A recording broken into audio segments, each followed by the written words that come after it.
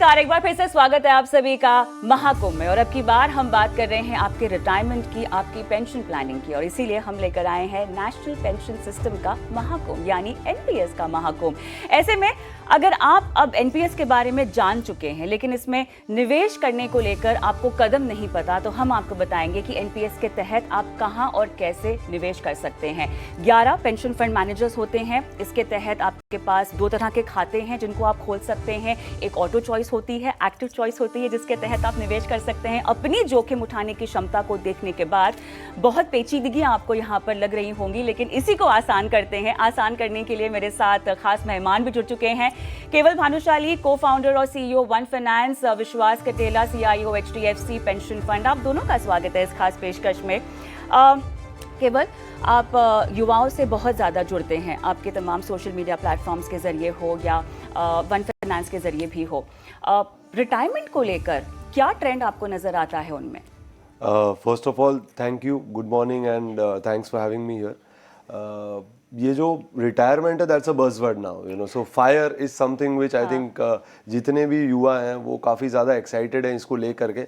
और थोड़ा सा मैं कहूँगा एक रोमांटिसाइजिंग है रिटायरमेंट को लेकर के, क्योंकि जो चीज़ें वो अपने रोज़मर्रा की ज़िंदगी में नहीं कर पाते वो सोच रहे हैं कि भाई इसको पोस्टपोन करते हैं, रिटायरमेंट के बाद हम ये कर लेंगे, वो कर लेंगे। तो आई थिंक थोड़ा सा ओवर रोमांटिसाइजिंग भी है, जो कि जोखिम भरा है मेरे हिसाब से। अर्ली रिटायरमेंट लेना और उसके कुछ और मतलब जो साइकोलॉजिकल पहलू हैं उनको नज़रअंदाज किया जा रहा है, तो वो भी एक चीज़ है। बट आई थिंक कोशिश हम यही कर रहे हैं हमारे बाकी प्लेटफॉर्म या सोशल मीडिया या कंटेंट के जरिए के लोगों को बताया जाए कि इतना सहज नहीं है बस कि आप रिटायर हो जाओ और उसके बाद छुट्टियां मना लो and all that stuff. Life is very long and I generally say with the increasing life span inflation आपको जीने नहीं देगा और साइंस आपको मरने नहीं देगा। तो आप लंबी अवधि तक जीने वाले हैं, इसकी तैयारी करिए। और इसी की अराउंड हम काफ़ी काम करते हैं, तो आई थिंक एनपीएस एक बहुत ही ज़बरदस्त तरीका है उस तैयारी का। आपकी रिटायरमेंट कैसी हुई है प्लान अब तक? मेरी रिटायरमेंट काफ़ी मतलब स्ट्रक्चर्ड चलती है and I think one certainty that comes along with career is that it is going to end. बाकी सारे गोल एक तरफ और क्योंकि वो ऑप्शनल है। देखिए गाड़ी खरीदना, घर खरीदना, हॉलीडे करना, वो सब ऑप्शनल है और शायद मोस्ट ऑफ द थिंग जब आपने सोचा है तब नहीं होगा। आपने जब जो प्लान किया वैसा नहीं होगा। बट एक सर्टेनिटी जरूर है, वो है आपकी रिटायरमेंट। जैसे लाइफ के साथ एक सर्टेनिटी आती है डेथ, वैसे काम के साथ एक सर्टेनिटी आती है रिटायरमेंट। तो इसको बाकी गोल के साथ मिक्स नहीं करना चाहिए। वो एक स्पेसिफिक सर्टन गोल है, वो it's not just one of the goal, it is the goal. So उसके अराउंड मतलब मैं बहुत ज्यादा कोशिश करता हूँ लोगों से बात करने की, बट हाँ थोड़ा थ्रिल कम है। तो बिल्कुल, क्योंकि लोगों को लगता है अभी वो बहुत दूर है, खास तौर से युवा और मिलेनियल्स के अगर हम बात करें। लेकिन चलिए विश्वास, अब प्रोडक्ट समझते हैं। सबको ये बात समझ में आ गई कि एनपीएस के जरिए आपका रिटायरमेंट सुकून भरा हो सकता है, लेकिन कैसे करना, क्या होगा? खाता खोलना है, कहाँ खोलना होगा, कुछ सिलेक्ट करना है, निवेश के विकल्प सिलेक्ट करने हैं, तो कैसे करने होंगे? बारीकी से बताइए कैसे। Thank you for inviting me here. देखिए बेसिकली खाता खोलना एनपीएस में काफ़ी ही आसान है। It's a online process. आप ऑनलाइन जाकर with few of basic needs like आपका PRAN, Aadhaar number, chequebook, sign, PAN number, आप आसान से अपना खाता खोल सकते हैं। खाता खोलने से पहले पेंशन फंड मैनेजर का चुनाव करना होगा या बाद में? नहीं, आप खाता खोल लेंगे आपका, और उसी प्रोसेस में आपको 2 चॉइस और करनी पड़ेगी। आपको चॉइस करनी पड़ेगी कि आपको एसेट कहाँ लगानी है अपनी, लाइक यानी जो मुझे निवेश करना है। हाँ, आपका जो पैसा जाएगा वो कहाँ निवेश करना है। तो आपको चॉइस है, basically there are 2 broad choices. एक है एक्टिव चॉइस, जहाँ पर आप खुद डिसाइड कर सकते हैं कि between equity, corporate bond and government bond आप कहाँ इन्वेस्ट करेंगे। Then there is a auto choice, वहाँ जहाँ पर ऑलरेडी एक फ्रेमवर्क है जिसके तहत आपका इन्वेस्टमेंट अपना इक्विटी, कॉर्पोरेट बॉन्ड और जीसेक में होगा। ये 3 तरह की स्कीम है मुख्य तौर पे जहाँ पे निवेश होता है। 2 हैं, auto choice, active choice schemes. हाँ, स्कीम 3 प्रकार की हैं and this is private sector funds. Alternative assets भी होंगे। चौथा है वो बहुत, उसमें सिर्फ 5% तक अलाउड है स्कीम है, ऑल्टरनेटिव एसेट स्कीम। तो इक्विटी स्कीम में आप बेसिकली एक्टिव चॉइस में 75%, 75% तक रख सकते हैं अपना इन्वेस्टमेंट, और जी और सी में कोई लिमिट नहीं है, which is government bond and corporate bond.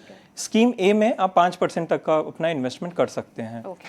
Auto choice में 3 ऑप्शन है, again LC25, LC50 and LC75, जिसमें बेस्ड ऑन योर एज आपका एसेट एलोकेशन चेंज होता रहता है। तो 35 के एज तक आपका फॉर एग्जांपल LC50 में इक्विटी 50% रहेगी, और फिर आपकी एज के साथ वो आपका इन्वेस्टमेंट इक्विटी से कम होता जाएगा और गवर्नमेंट बॉन्ड और कॉर्पोरेट बॉन्ड में बढ़ता जाएगा।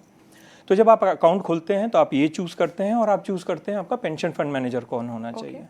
एंड वंस आपने ये कर दिया और आप इनिशियल इन्वेस्टमेंट अपना कर देते हैं, उसके बाद आपका अकाउंट शुरू हो जाता है। And then every year there is a minimum amount आपको जो इन्वेस्ट करना है, plus there is no upper limit to amount which you can आप जो इन्वेस्ट कर सकते हैं। अच्छा, एक तो खाता खोला आपने, तो पहला टियर 1 खोलना पड़ेगा। पहले टियर 1 खोलना पड़ेगा, राइट। और वो आपने तो जरूरी ही है, उसके बगैर आप कहीं और निवेश कर नहीं उसके बिना आप पाएंगे टियर 2 नहीं खोल सकते। तो टियर 1 इज द बेसिक, जहां पर आपका पेंशन के लिए जो पैसा आ रहा है, आपकी रिटायरमेंट प्लानिंग का पैसा आ रहा है। टियर 2 इज अ ऑप्शन, जहां पर आप एज अ सिर्फ आप इन्वेस्टमेंट करना चाहते हैं, कभी भी इन्वेस्ट करना चाहते हैं, पैसे को आपको ज़रूरत है, आप कभी भी निकाल भी सकते हैं। तो tier 2 is that type of investment option. Tier 1 is the pension, that core pension scheme. तो अगर मुझे 60 के बाद एन्युटी खरीदनी हो तो वो मैं टियर 1 से खरीद पाऊंगी? जी, वो टियर 1 से आप खरीद अच्छा, पाएंगे। दूसरा जो टैक्स बेनिफिट मिलते हैं वो मुझे टियर 1 से मिलेंगे या टियर 2 से मिलेंगे? वो टियर 1 से मिलेंगे आपको। जी, तो जो प्राइवेट सेक्टर एम्प्लॉय के लिए 10% ऑफ बेसिक का जो है वो भी टियर 1 में आपको इन्वेस्ट करना पड़ेगा,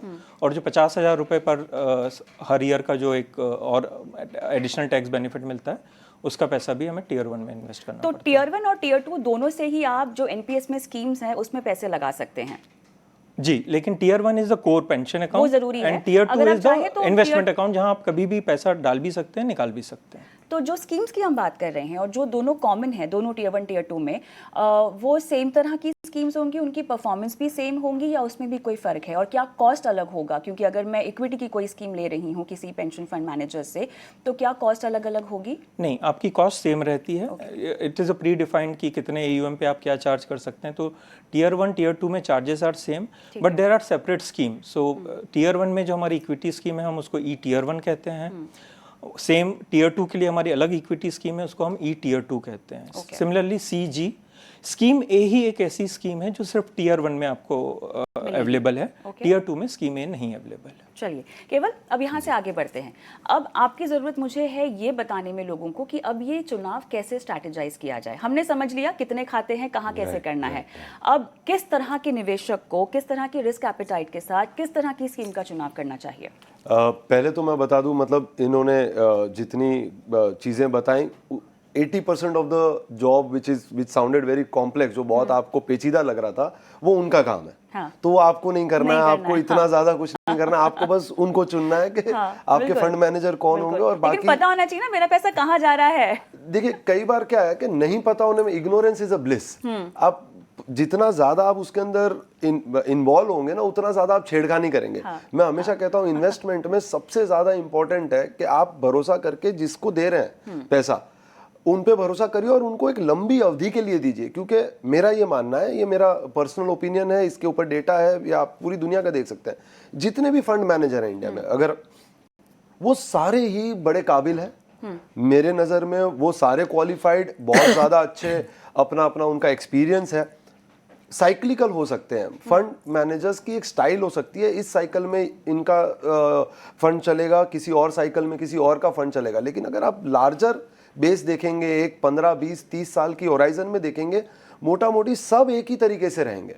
सो ये ज़्यादा ऑब्सेशन ऑफ, एक तो ऑलरेडी एक्टिव फंड मैनेजमेंट हो रहा है, अब आपने एक्टिवली फंड मैनेजर को भी मैनेज कर रहे हो आप, तो ये ओवर एक्टिविटी हो जाती है। ठीक है, मेरे हिसाब से इतनी एक्टिविटी की जरूरत नहीं है, बड़ा ही सिंपल सा। तो ये 11 में से किसी को भी चुन लें, आप किसी को भी चुन पर लीजिए। स्कीम की परफॉर्मेंस में थोड़ा सा फर्क है, तो क्या उसको देख लेना चाहिए? एक साल, एक 3 भी साल, स्कीम 5 साल तक की रिटर्न? देखिए ऐसा है, एक भी स्कीम है ना, म्यूचुअल फंड की भी अगर मैं ब्रॉडर बेस बात करूं, दुनिया की बात करूं, एक भी स्कीम ऐसी नहीं है जो कंसेक्यूटिवली 2 साल तक नंबर 1 पे रही है। तो पहले तो ये जो ऑब्सेशन है ना, मैं ढूंढ लूंगा कि I will figure out, I will crack which stock will be out. Pandemic के बाद तो ऐसा बहुत होते हुए देखा है ना, हर किसी को खुद ही करना है। अब आसान भी हो गया है क्योंकि आपको डिजिटली बहुत सारे प्रावधान मिल चुके हैं, सहूलियतें मिल चुकी हैं, तो लोगों को लगता है कि हर कोई अपना बन सकता है हाँ, प्लानर। ये लगना हाँ, और बाकी जो बरसाती मेंढक आते रहते हैं बीच बीच में, तो Yeah, सोशल yeah. मीडिया पे कब्जा कर रखा है, Right, वो right, अलग right, आपकी right, बंटाधार करते हैं। right, बहरहाल, right. तो चर्चा को अगर मैं आगे बढ़ाऊं तो अब निवेशकों को आपने जानकारी दे दी कि आपके पास पेंशन फंड मैनेजर है, उस पर जी, आपको भरोसा जी। जताना है, Right. लेकिन उसका चुनाव करने के लिए कोई खास क्राइटेरिया है नहीं।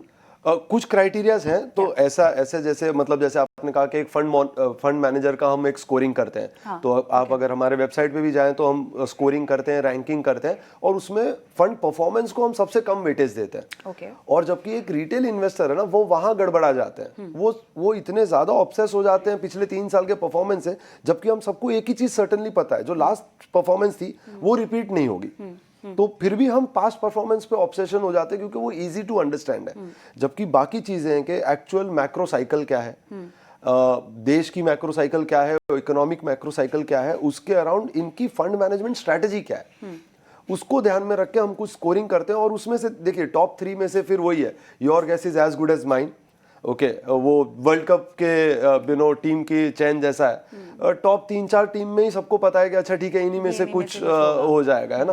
तो आपने बस उनमें से किसी एक पे भरोसा जताना है, पर मेजर चैलेंजेस उसमें रहना है। आप 30 साल किसी भी फंड मैनेजर के साथ रहिए, मैं आपको दावे के साथ कह सकता हूं आप पैसा बनाएंगे, और सबसे बड़ी बात है आप 30 साल सुकून की जिंदगी जिएंगे। 30 साल के बाद आप करोड़पति बनेंगे वो इतना इंपॉर्टेंट नहीं है, 30 साल आप एक सुकून भरी जिंदगी जिएंगे वो इंपॉर्टेंट है। जब फाइनेंशियल प्लानिंग की हम बात करते हैं, वन फाइनेंस में हमारा जो प्लेबुक भी है, तो उसके अंदर फर्स्ट सेंटेंस में हमने लिखा है, we are not in the business of wealth creation, we are in the business of peace of mind, है ना। हमारा काम है लोगों को पीस ऑफ माइंड देना। वेल्थ क्रिएशन 80 साल की उम्र में करोड़पति बन के क्या ही कर लेना है, मेन है कि 80 साल तक अच्छी जिंदगी जीना है, पीसफुली जीना है।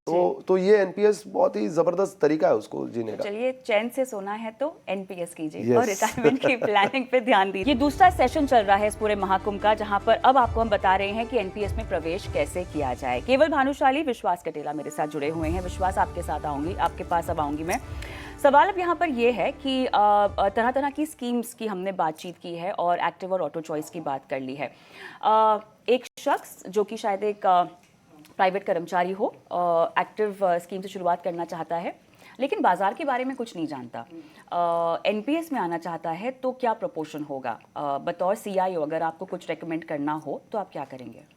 तो एसेट एलोकेशन जो इससे पहले हमने बात कर रहे थे फंड परफॉर्मेंस का, उसमें एक चीज़ और मैं ऐड करना चाहूँगा। एसेट एलोकेशन भी बहुत इंपॉर्टेंट है जो आप मुझसे पूछ रहे हैं, बिकॉज अगर आपके पास आज आप 25 साल के हैं या 30 साल के हैं और आप जॉब में आ रहे हैं और आपके पास 30 साल और बचे हैं, 35 ईयर्स आपके रिटायरमेंट तक, तो asset allocation becomes quite important. आपको कहाँ पर डालना है, कितनी कंपाउंडिंग वहाँ से मिल सकती है। तो अगर आप लॉन्ग टर्म के लिए कर रहे हैं, एंड इट इज़ विजिबल, आप डेटा भी देख सकते हैं उस पर, कि equity as an asset class over long time period beats inflation और tries to beat inflation more than any other asset class. तो मेरे हिसाब से एक यंग पर्सन जो अभी सर्विस में आ रहा है, ज्वाइन कर रहा है, और उसके पास बहुत लंबा हॉराइजन है, he or she should try to maximize their equity allocation.